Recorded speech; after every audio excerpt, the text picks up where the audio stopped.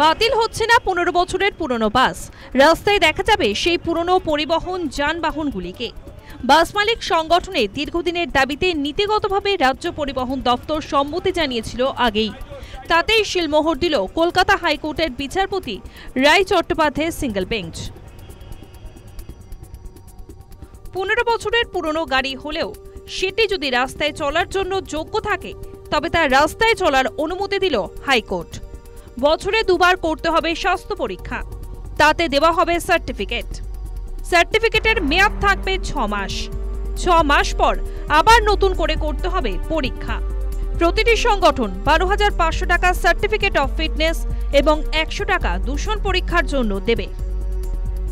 এই মূল্যের বিনিময়ে বছরে দুবার করে ফিটনেস সার্টিফিকেট ইস্যুতে সম্মত হয়েছে। সোমবার রাজ্যের সঙ্গে এই ব্যাপারে 6টি বাস মালিক সংগঠনের চূড়ান্ত বৈঠক হয়।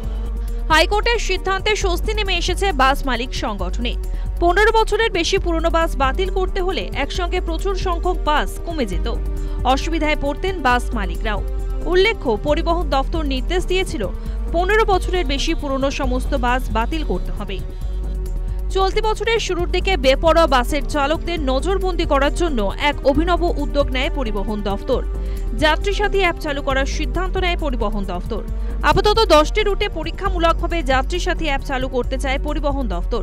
সরকারি বাসের সঙ্গে বেসরকারি বাস এমনকি মিনি বাসের উপর ট্র্যাকিং এর মাধ্যমে রাখা হবে কড়া নজর।